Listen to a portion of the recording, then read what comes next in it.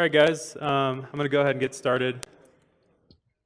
So my name's Kevin Lustic. I work for Adobe on the same team as Bryce. So I didn't know this, but apparently it's Adobe Day here in track 1. So I'm going to be talking about this topic, Ghost in the SIEM, which I call poking the bear. So a little bit about me first. This is my first conference I've ever spoken at, so I'm excited. Thank you, SAINTCON. I grew up in Ohio, did my bachelor's, got it in math at Ohio University. Graduated from there and got a master's in CS with security emphasis from the Air Force Institute of Technology. And kind of traveled around Ohio in that period of time and decided I didn't want to go to the northwest corner. So I moved out to Maryland with my wife and worked in the intelligence community for about 5 years. And then last year in September, we moved out here to Utah and they started working for Adobe. I really like Linux and low-level development on Unix systems. And I like investigating malware toolkits and reverse engineering software that other people have written to see how they do things. And I really like the mountains here. It's awesome. All right, so I'm going to talk a little bit about red teaming and what that means. So red teams have been used for a long time, even before their application in InfoSec, to challenge organizations' effectiveness. So one of the original ways they were used is to kind of simulate a future world and write these documents that kind of tell you what the future looks like based on current trends and how things work now. And then those companies would use those write-ups and see how future-proof their plans are and their products are and kind of re-vector themselves that way. Red teams have also been used by the military to simulate an opposing force and see how their doctrines and procedures hold up in the face of a real or perceived real threat.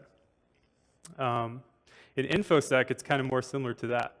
So red teams in InfoSec simulate like a dedicated presence in a network, a dedicated attacker who gets in quietly, maintains quiet persistence in the network, and is very hard to detect. That's kind of the goal of a red team. So red teams develop these dedicated toolkits and stealthy techniques, and they use novel C2, like Bryce was talking about, to kind of try to hide and blend in. This is very similar to penetration testing. So a lot of us are probably familiar with the term penetration tester, but red teams are just a little bit different, where penetration testers involve kind of a targeted exploitation of a certain product or a certain thing within an organization and just like hammering that until they find all the bugs. A red team is more a simulation of an APT, low and stealthy, and kind of challenges the holistic security of that organization. The key adversary of a red team is a security product or of the APT that red teams simulate. So security products are abundant these days, right? Kind of gone are the days of the sysadmin walking in with a floppy disk and you put that in and you install antivirus on your endpoint and you guys high five and the network's safe, right? And we also don't have these like beautiful point and click dashboards that say there's a problem here, you should investigate that. There's a problem here and I should probably investigate that or unplug it. So endpoint antivirus is no longer enough, and we know this. So what companies do now is sort of a defense in depth approach. So you have endpoint security, you have products pulling data off endpoints, you have products pulling data from your network border, and all this data is being pulled into some central device or like a SIEM and correlated and analyzed, and then at some point there's an interface with your analysts, your security team with that SIEM. Maybe even AI, driving behavioral analysis. All of these products are incredibly expensive, not just the products and the licenses themselves, but the process of deciding which products to choose, to design out your network and how you're going to deploy those products, and to actually implement that design, and then to continue to monitor those products. Very expensive to do this, right? And the most important piece of that is probably the continued monitoring of them, making sure they're effective. So once you choose these products and engineer your security posture, how do you know that the solutions you chose are deploying properly? In the red team, we like to find servers that do not match the Puppet manifest that deployed them, because that means something custom was done and probably, possibly incorrectly. So how do you know that the way you architected it is how it ended up in production? How do you know that your solution is functioning properly? There may be something in the middle. You know, you have data collection, you have the delivery to your SIEM, the analysis, and the interface with your team. How do you know if one of those links is not broken? How do you know that the interface with your security team specifically is working? So, you know, if you have all this data and all this analysis and high-tech stuff behind your solution, ultimately, your security team ingests that information. So how do you know that it's coming to them in a format that makes sense? So like I said, you've invested a lot of time and money in this. So how do you evaluate it? At Adobe, we implemented something relatively recently, and we wanted to try to come up with a way on the red team to holistically test this security environment. And so we came up with this project called Smokeylab. And it is eluding at poking bears, and bears don't like to be poked. So, so it's this this notion of hacking to get caught. Kind of the ICAR test is the analogy with, you know, endpoint antivirus. You drop this ICAR file, and your antivirus engine should catch it, right? So it's this these red team operations that are intended to be discovered by the blue team. You can contrast this with traditional red team operations, where you do not want to get caught at any expense. You want to go low and slow, preserve your tools. And the overall goal is to strengthen the security product and its coverage and how you use it. So the way these operations work is the security solution is the target for the operation. The operations simulate common indicators of compromise, or IOCs, that should be detected by your security solution and your security team. The simulations isolate the product in question as much as possible. So talked a little bit about defense in depth. You might have endpoint monitoring and network monitoring, and you don't want, if you're testing the endpoint monitoring solution, you don't want to trigger stuff in the network, because then you don't get a reliable gauge. And most importantly, you kind of want to produce a quantitative assessment of the security product so that you can, you know, show quantitative improvement over time. So one of the metrics that we came up with was detection rate, and this one's pretty obvious and arguably the most important metric that you can use. It really highlights gaps in coverage and analysis, which are kind of the more concrete parts of the ecosystem. And it gives you kind of a gut check. You know, if you detect on 50% of the servers, then you know it almost kind of feels like it's 50% effective, right? And so detection rate is kind of one of the more important criteria here. The second metric is important because the rate doesn't tell everything, right? If you're relying solely on rates and you're starting to get to 100% of detection, you're starting to feel really good, like there's not much more work to be done, right? And as we know, like in the security community, that's almost never true. There's always something that you can be doing to improve what you're doing. So once your rate gets to an acceptable level, it's getting higher and higher, you can keep challenging yourself by reducing the time it takes to detect those events. So from the time that the event kicks off on the endpoints to the time your security team detects them. So you can kind of use mean time to detection to tweak your security solution. And this kind of emphasizes the difference between finding the adversary and finding the adversary on time. So if you plot the rate and the time to detection on a chart, you can kind of split it into 4 quadrants and see how you're doing. So towards the beginning, you might expect to be in the bottom right of this chart. So your time to detect is really high, maybe days. Your rate is really low. So maybe out of 10 servers, it was detected once or no times. So if that's the case, then you need to step back and see if it's the right the right solution for your company, right? Or are we kind of looking at stuff we don't necessarily need to be looking at? Or is there maybe just a coverage issue? So if you're in that quadrant, one of the first things you can do is try to shoot for the upper right quadrant, which is a high rate of detection. You're seeing things a lot, right? You're seeing all the events, but it takes a while to find them. So to get there, you could maybe take a look at your coverage, take a look at each pieces of that chain and see like where you're weak.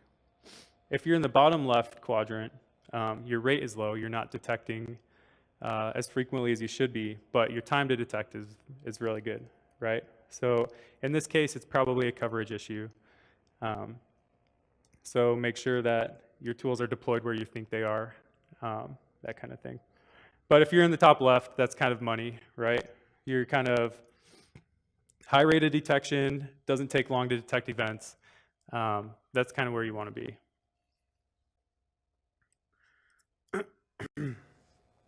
So talked a little bit about red team toolkits and trying to maintain stealth. The toolkits that red teams use to do that can be expensive in time and money.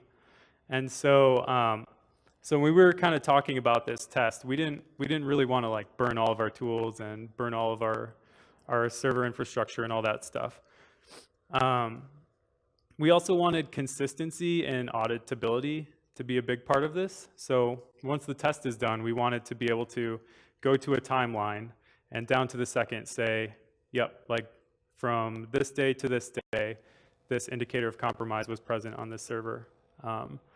And we didn't have tools that would do that. And also, I don't know how many people have done like red team type engagements before, but auditability is kind of hard if you're a human doing stuff, right? You get kind of excited, you're moving through a network, and there's like no time to be taking stupid notes or anything like that. So being able to audit what we're doing was important to us. So we decided to write this dedicated tool that we intended to be completely burnable. We put it on an endpoint and assume it's going to get picked apart, and we call it Smokeylab. And the way Smokeylab works is you have this core process, and it's responsible for sort of managing tasks and these IOC plugins. And each one of these plugins that it kicks off runs in a thread and kind of waits until it's turn to be kicked off. So when you write these plugins, you can specify a delay and say, I don't want this thing to run until 80%. Say you're adding a user to a server, something really noisy. You want that to run after a lot of the other stuff is run.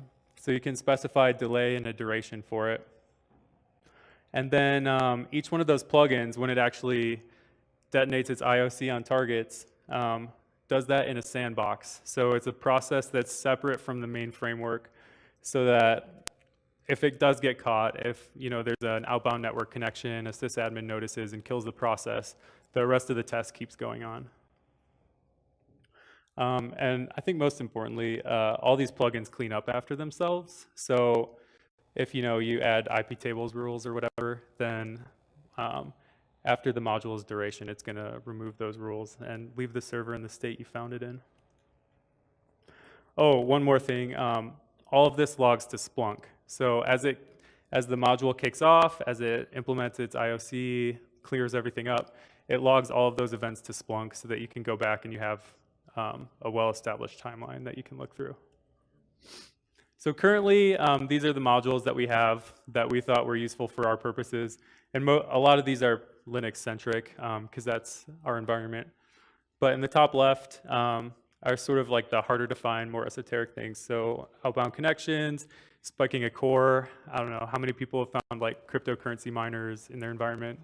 So we're kind of watching for that. Suspicious processes, all the way down. The creating set UID binary in /temp. We hope to find adding users, adding SSH keys. So it's kind of ranked in that order of least to most noisy. Okay, so I'm going to run through a quick demo of how this works.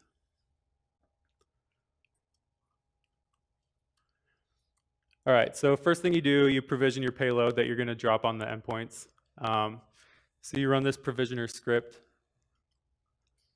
And the options it gives you are -B for a banner. And what this is some text tag that you're going to put in your artifacts. So if you're creating SSH keys, then the banner is going to be put in the comment of the SSH key.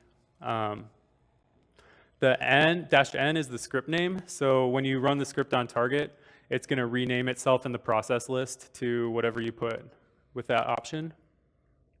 And then -U and T are options to configure the Splunk callouts. So all the logs going out to Splunk are going to go to the Splunk host using that Splunk token. All right, so configure that. And you'll notice as this is running, let me move my mouse. It's prompting for other variables. So when you write your plugins, you can have variables that get set in at provision time. You don't have to hard code everything. And the provisioner also looks through the modules and figures out the delay that each one will run at and the duration that it will run for, and then determines like a recommended engagement time. So in this case, it recommends, you'll see second line from the bottom, 20 days for a runtime, which is pretty long, but that's because there's a module set to run 95% of the way through the operation for 1 day. So 1/20th or 19/20th of the way through and then run for a day. So that's how it comes up with that time. The minimum engagement time is based on the longest duration. So if you use that, they'll all just kick off at once and then run for however long. So I'll pick one just above that. And then we're going to hack at the speed of light. And just copy all these to target.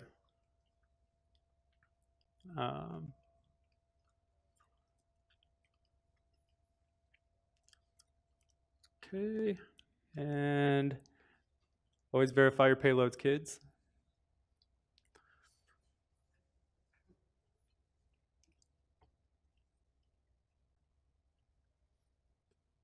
And Mac doesn't have MD5 zone. All right. All right, and then lastly, we're gonna execute the payloads. So the first thing that you'll see is the Splunk dashboard or Splunk interface. There's nothing in there yet. So once we run all these on target, and remember that script name is wobsterdiammoniumzoom.py. Super inconspicuous.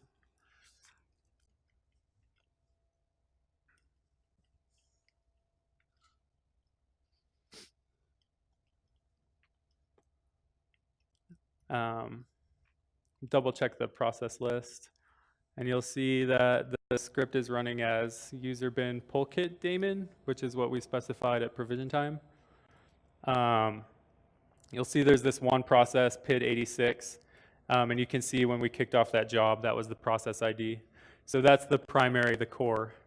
And then that spawned PID104, which is running one of the IOCs, and PID106 as well. So does anyone notice anything weird about that sleep process? Can everyone see that?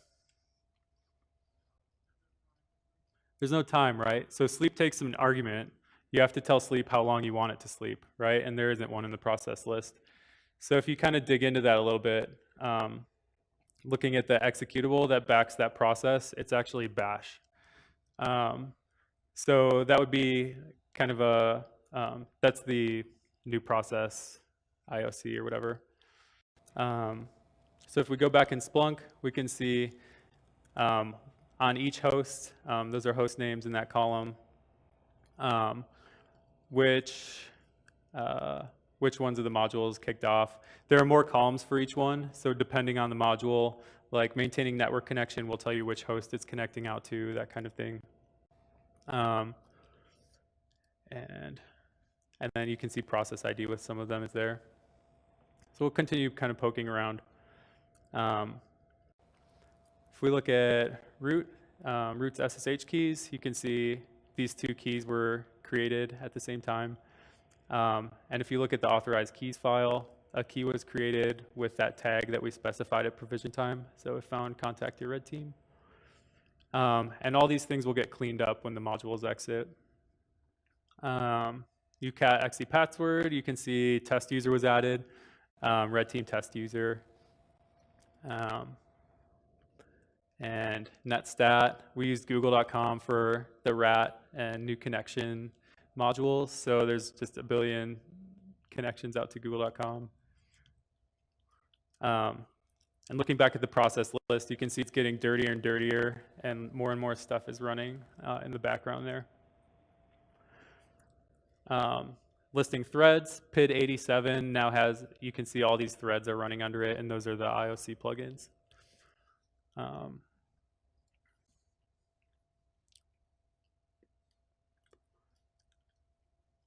right, 4 pages now in Splunk. This host had a set UID binary created on it. So if we go check that out, you can see it there in temp, read write, set UID.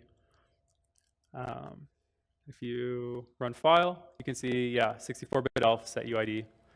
And if you run strings on it, you'll see that that tag is appended to the bottom. I think it just copies sleep into /temp and then throws that string at the bottom.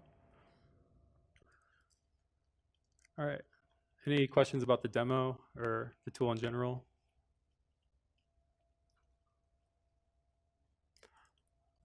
Awesome. So for future work, we've been talking about developing plugins and kind of having a more formal way to develop these plugins.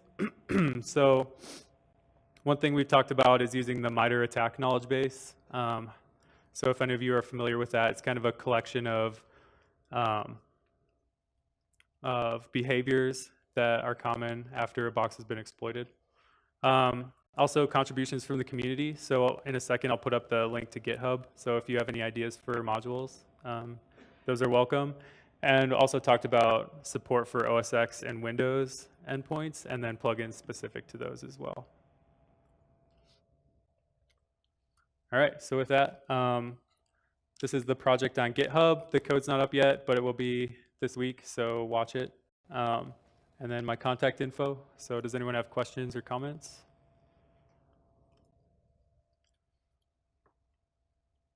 All right.